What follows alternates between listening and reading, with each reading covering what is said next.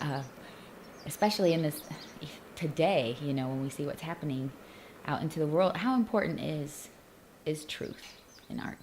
Oh man, are we talking about alternate facts and all that crap? And freedom of speech. Well, I mean, truth is a funny thing when you're talking about art because you create imaginary worlds too. Art's very good at creating alternate facts. It could do it really convincingly. And some of the best art is there to do that. I think it has to be understood that that's art and that's not propaganda. And maybe that's when people lose the distinction, when they don't understand, when they confuse expression with politics.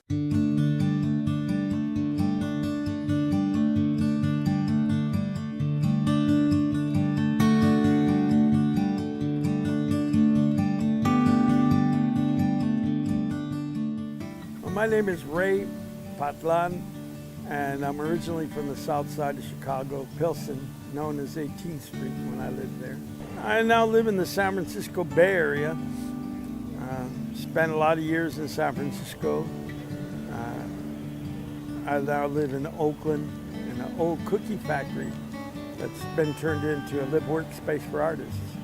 Yeah, I've always been doing art since I was very young. I've been drawing, and I didn't start painting until I was a little older, but I was a little capitalist. I remember as a little kid drawing pictures and trading them with my friends for candy and toys and stuff like that. But my first inklings of public art became obvious when I went on summer trips with my parents to Mexico.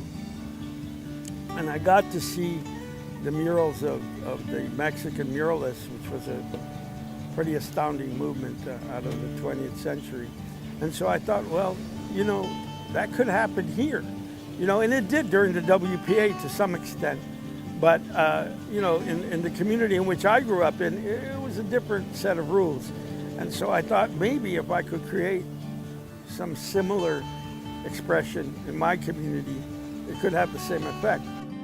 Is there a name for the mural? Yeah, the mural is called The History of the Mexican-American Worker.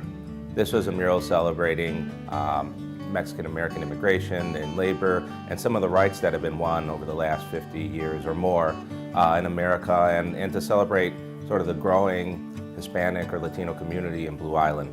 The mural was first painted in the 1970s. Latin American Advisory Council and labor leaders got together to create a mural here on Old Western and Broadway with community members and 3 artists, Ray Petlan and 2 other assistants along with the community. When painting first started, the city of Blue Island saw it as a challenge and was opposed to having the mural in this neighborhood. The day we were going to start painting on the drawing of the mural, the city manager showed up and said, if you put 1 drop of paint on that wall, I'm going to have you arrested. I said, well, why? He said, because you don't have a permit, first of all. I said, but one doesn't really need a permit to do art. I said, you're not doing art. Next question was, for me, was what am I doing? He says, you're advertising. I said, what are we advertising? He said, you're advertising your race. That's where he stuck his foot up his bazunga. And so they stopped the work, declared it a sign, and told the artist they didn't have a sign permit. As I know the story, they went to get a sign permit and were denied their permit. And so they were sued. The city of Blue Island was sued by the artists, by the Latin American Advisory Council, and others to complete the work. And the lawyers came to me immediately, the ACLU, the union lawyers, they said, keep working. He doesn't have a prayer. So we continued painting and we took it to Supreme Court. And we won. Freedom of expression. It set a precedent for public art in this country, which not too many people know the significance of that act. Before the case was over in the courts, we had finished the mural. But anyway, out of all that mess, I left because I received a notice of getting a job at UC Berkeley in California. I didn't even have a BA yet, and they hired me to teach. I was really shocked, but I left. I packed up and left, Chicago, and then heard about off and on about the mural still having problems. Somebody defaced it, and then one of the guys from the project was run out of town. His family was harassed. His house was spray painted and windows broken, and he moved to Arizona. He's still there. Over the years, being outdoor art, the work deteriorated, and finally the building owner decided to cover up the work. Yeah, I remember when it was being painted over. It was mid-90s. I think it was like 96, between 96 and 97. I was getting off of the school bus. We're all getting off the school bus, and we just saw two guys just with the white roller going over it, and we're just like, "What are you doing?" We just why? It was just kind of like, "Why are you doing this?"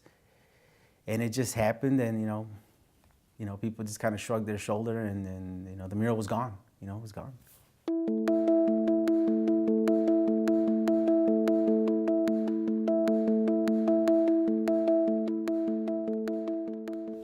People kept contacting me by the internet, on telephone. Is the mural going to get redone ever? Are we going to see it again? And people telling us it changed their lives. And I didn't know it had such an impact on this community.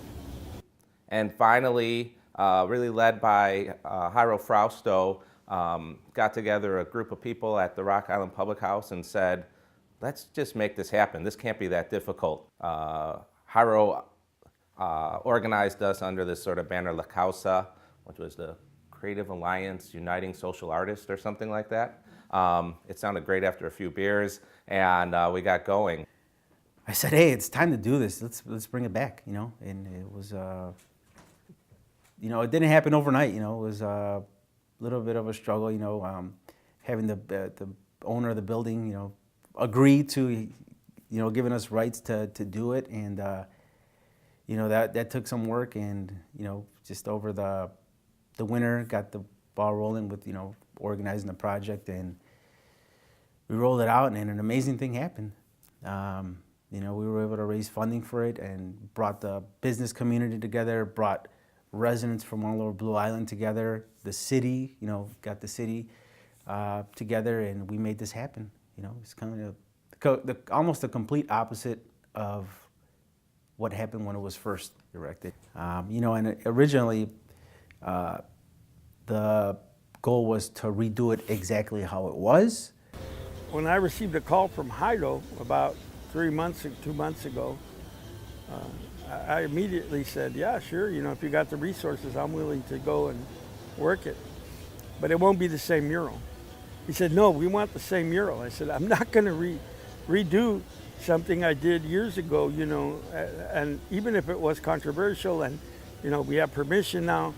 I've grown as an artist over the years. The people I'm going to work with are not the same artists. It's obviously going to change.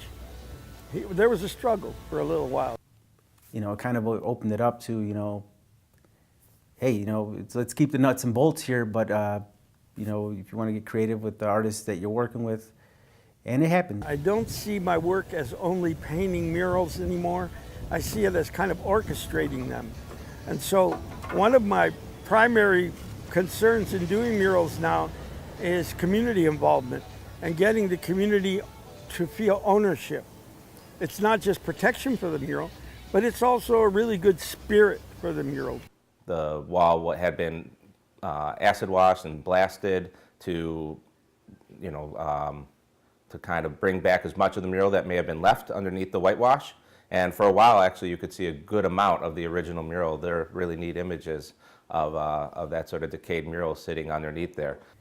Yeah, it was quite something. It was dark. We had to wait for it to get dark. The projector was turned on. You saw the old image on the wall, and it was kind of like, wow, look at it. Can it just stay like this the way it is now? But it was fun. People came out, started tracing the wall. Got a sense of ownership of the new mural being redone, and it was exciting seeing that happen. I know I got a chance to jump up on a scaffold because I really wanted to paint part of the eagle, really bad. And so I was up there one day.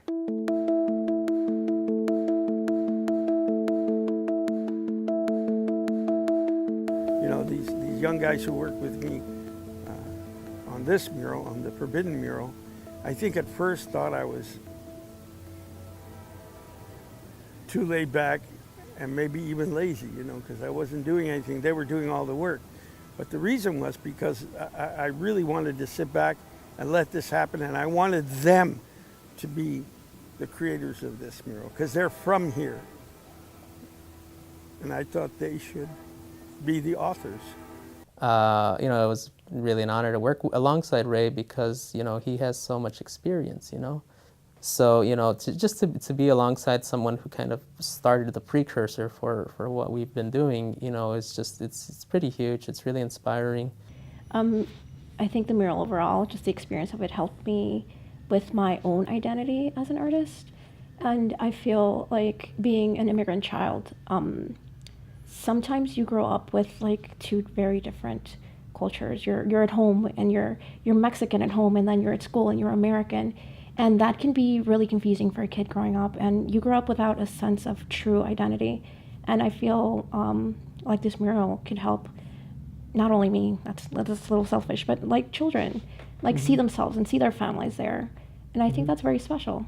This is a large community of, you know, diverse people, but there's definitely a huge Mexican-American population here in Blue Island. So, you know, as children are growing up, they're going, you know, this is something that's, you know, really reinforcing and really comforting and really knowledgeable to them. Representation is important, and I think this mural does great things for representation.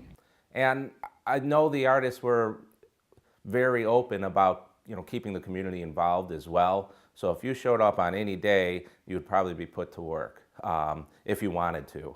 There are a lot of parents who would bring their kids. A lot of parents remember the original mural, bringing their kids to paint, and I thought that was great. Yeah. It was like just getting children. I mean, they probably don't know what's going on, but I'm sure when they grow up, they'll remember, I painted this grass. Who painted the grass? Heido's kids. Yeah.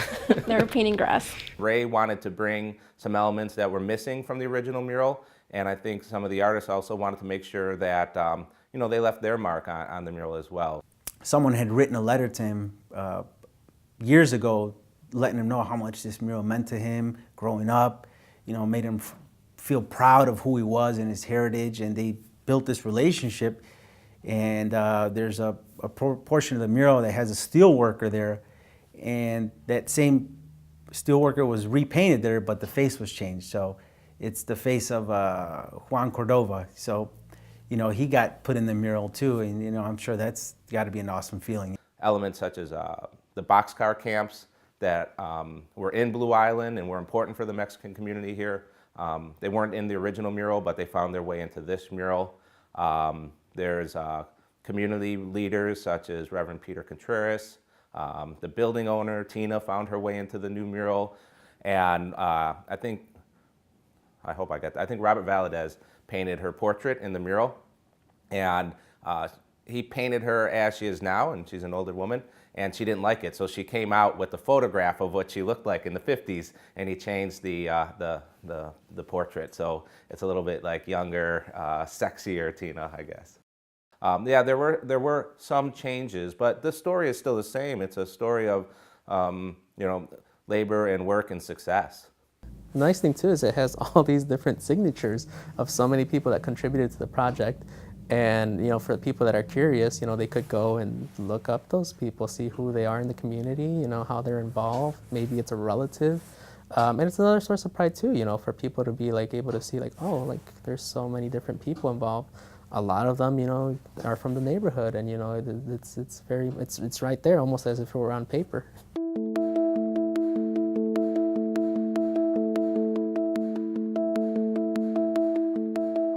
A story is a story, and history is a story. And we read stories across cultures and across generations that speak to us about struggle, or speak to us about moving to a strange place, and speak to us about success. And those are universal stories. So I'm glad that it celebrates a particular story, but there's universal truths there about becoming an American. Talk a little bit about that day and what happened. It was just the end of the project. It was a great moment, being able to let the community know the mural is up, it's here, but this is how it happened. Yeah, it was, the weather was great. We blocked off the street. It was kind of like the same. There was some pictures back when it was first painted. It showed the whole crowd out there, and just seeing that again, it's like, wow, all the people that came out there cared about it or remembered it or wanted to, be a part of this event. It's surreal that day. I didn't expect so many people. I don't know why I wasn't expecting such a turnout, because we had people every weekend. The weekends where we had so many people show up to paint and just talk, and so, but seeing it at the end, just everybody come together. It's like one of the neat things about the dedication ceremony. It's a small thing, but they had 2 cakes there. Came from La Dolce Bakery down the street, and one of them had a photograph of the old mural, and one of them had a photograph of the new mural. It was just time, not time, but it was just the perfect amount of cake, because when it was all said and done and everybody was left, there was only one piece left. And I don't know who ate it, but we're like, here, come on, you just gotta eat the last piece, so nobody has to throw it away. And so just the difference in appreciation for that it was like you shut the block down and had a celebration with cake and the mayor and speeches, a very different approach. But still one a little bit rooted in what happened in the 70s as well. At the end of that event, they had everybody go up and touch the mural. Father Ken Carlson came out to do a formal blessing of the mural at the end. And that was something that happened in the 70s as well. There's a photograph of the community walking past and putting their hands on that mural. So tried to have a little nod to those people that fought for the mural.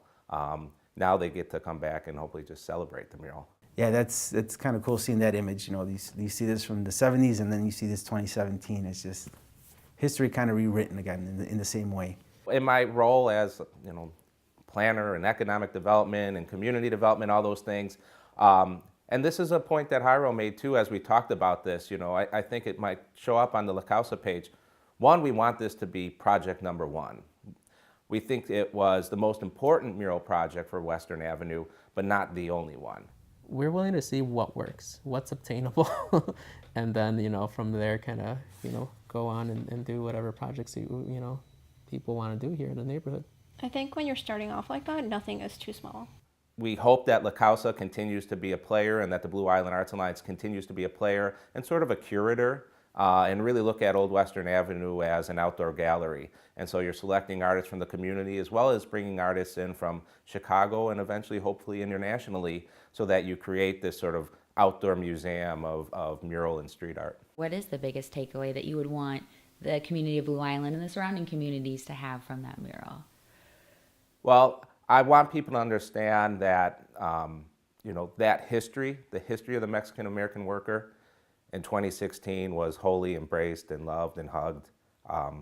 And I want people to know that, Old Western is sort of on that march of history, and, this is just sort of the start, and there's going to be a lot more to come down there. This town was built by many people, German, Irish, Italian, African American, Mexican, and yeah, the mural does depict, history of the Mexican American worker, but everybody in this town, we're here to get along. We all get along, and